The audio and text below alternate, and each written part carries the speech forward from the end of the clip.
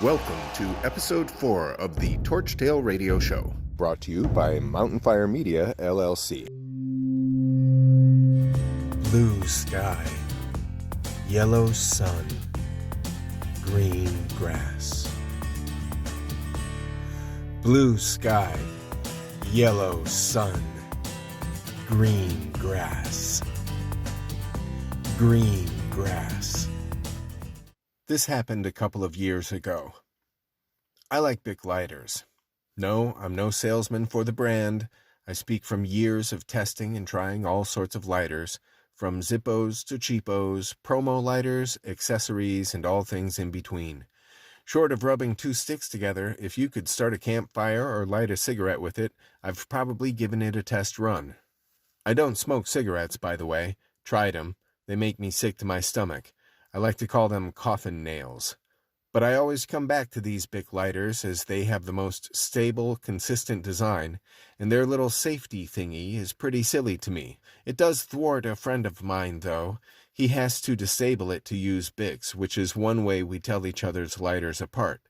So I know it works against children or those who generally avoid exercise.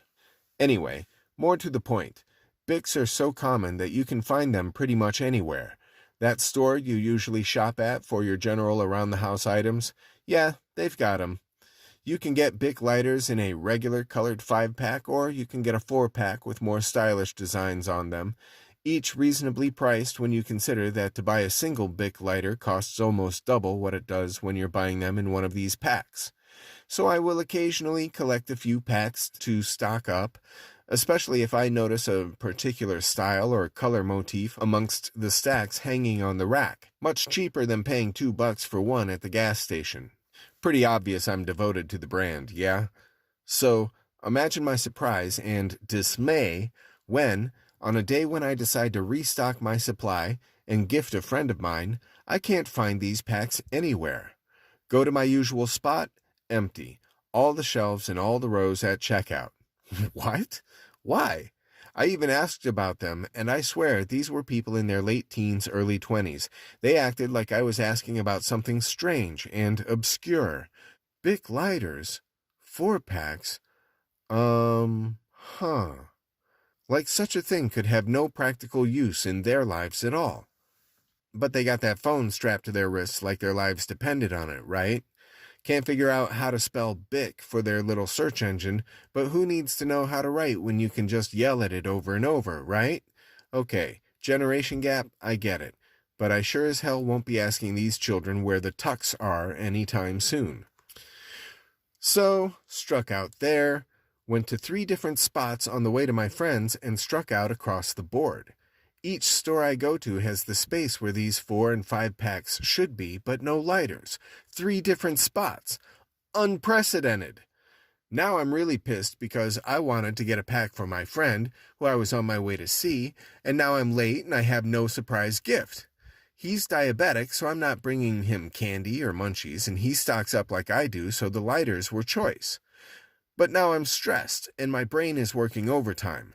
From what the people working in these chain stores could tell me, which was little more than grunting and shrugging, I can only surmise that one of 2 things must be possible.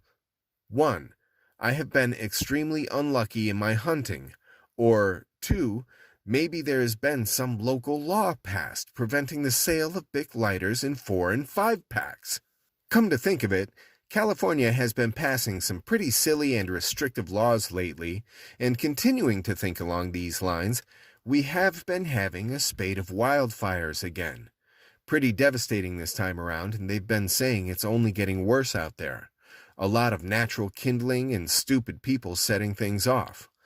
What if the geniuses at the state level decided to declare some local law that we couldn't get Bic lighters in bulk, and that included 4- and 5-packs?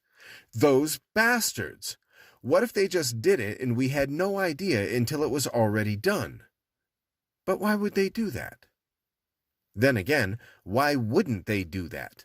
What's to stop them? It wouldn't surprise me at all given how crazy things are getting these days.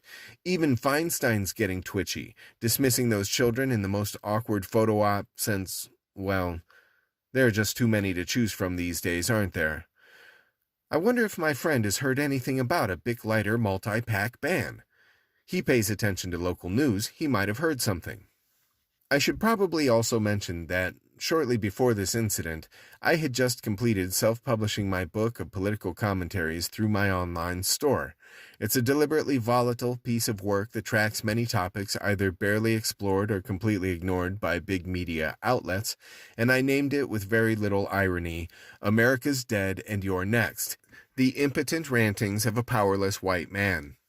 A big motivator for completing and publishing this work was to empty my mind and body of the many negative feelings that came from considering and compiling more than a decade of conspiracy theories ranging over a vast number of people and places during a relatively brief period in our own U.S. history. So I'm excising demons and breaking bad habits, but at this stage of the game, the old ways still had a bit of a hold. The only lighters I found were singles, or 2-packs of those camping lighters with the extended nozzles for losers who can't figure out how to stack their kindling. Why would that be? You couldn't ban pocket lighters altogether, presumably, or could you? And certainly it's more profitable to sell singles rather than packs. Maybe that was part of the ordinance. That guy at the gas station knew they were making a killing on the markup of single Bic lighters. They don't sell packs at all. And why camping lighters? Is that because you can't carry one discreetly? Are they worried that someone might make a run on Bic multi-packs and head up the state torching forests? And the only way to stop them is to make them too expensive, or too ugly and bulky for a pyromaniac to want to torch a forest. Like attempting to dissuade the artist by giving him a shitty paintbrush. Get to my friend's house. He hasn't heard anything. Of course not. Probably wouldn't care if they did anyway, cheap lighter-using person that he is. He wouldn't appreciate the value of buying a Bic multi-pack anyway. Too expensive for him. Come to think of it, I bet he gets his from the gas station too. That's why he needs a friend like me to watch out for him. Can't have him using one of those cheap lighters and have it blow up in his face or something. But there weren't any Bic multi-packs anywhere in the valley, and now my friend might accidentally blow his face off. Who would pass such a cruel law?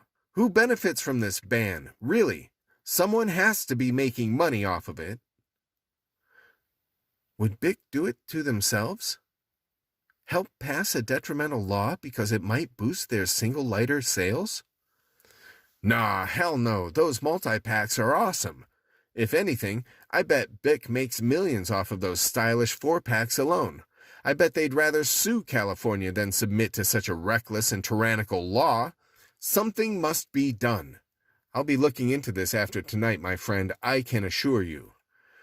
And then my friend changed the subject and I forgot all about it.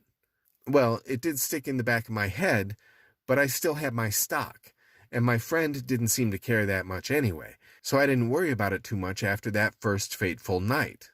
Then, about a week later, I'm roaming through one of my usual supply runs when, lo, what is this I see?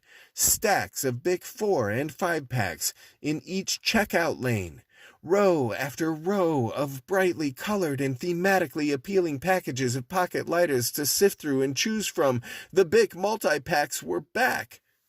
That could only mean that my very first assumption was correct.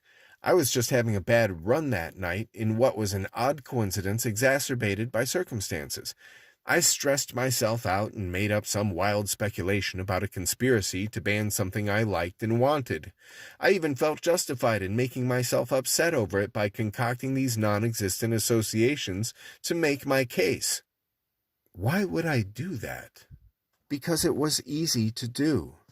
Because after so many years of being inundated with reasons to be suspicious, I allowed myself to find more reasons to become more suspicious.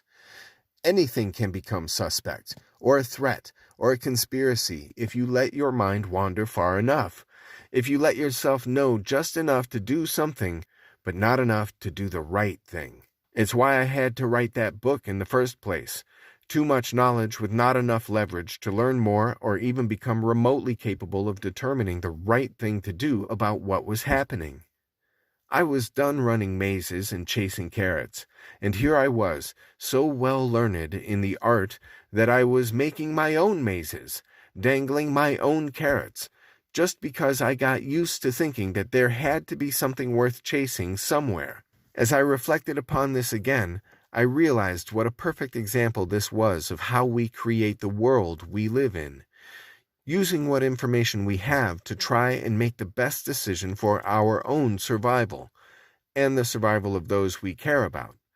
It's why the people you choose to have around you are so important, because they will help shape this world you live in and can either help you or hinder you depending on what each of you agree is real.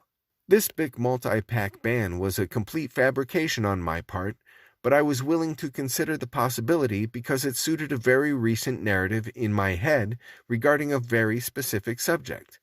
It was only after I had specific proof of my fabrication that I completely discarded it. How many other prejudices did I carry without irrefutable proof to sustain them? What else could I, or anybody else, be made to believe regardless of objective facts or verifiable information, simply because it suited a certain narrative, especially if I wanted that narrative to be true, did not want to question the source of information? But then again, to take the moment, to exercise patience and limit action to the pursuit of knowledge instead of the instinctive reaction to the false narrative. What if I didn't respond immediately to whatever was breaking news? Didn't act now? So what if I lose my chance to take the offer? What have I really lost? What if I could move with a long-term plan that doesn't include being wrecked in credit until I die? Is that even possible these days? What would my world be like then? Selah. Days, days, days spent waiting, says, maybe one thing, may be the one thing keeping days, days spent dreaming. Thanks for listening to the Torch Tale Radio Show. Do you have a song or story you would like to hear on the Torch Tale Radio Show? If you have an original song or a story that's 8 minutes or less, visit torchtale.com to find our submission form. If we'd like to put it on the show, we'll be in touch with exactly how to get that done. All materials, whether song or story, must be owned by the individual submitting them. Thank you for taking the time to share your work. You've been listening to the Torch Tale Radio Show. No politics, no preaching, no sales pitches. Days Dreaming, written and performed by Brad Havens. All other music by Jason Shaw at audionautics.com. This has been a Mountain Fire Media LLC production. Copyright January 2021. All rights reserved.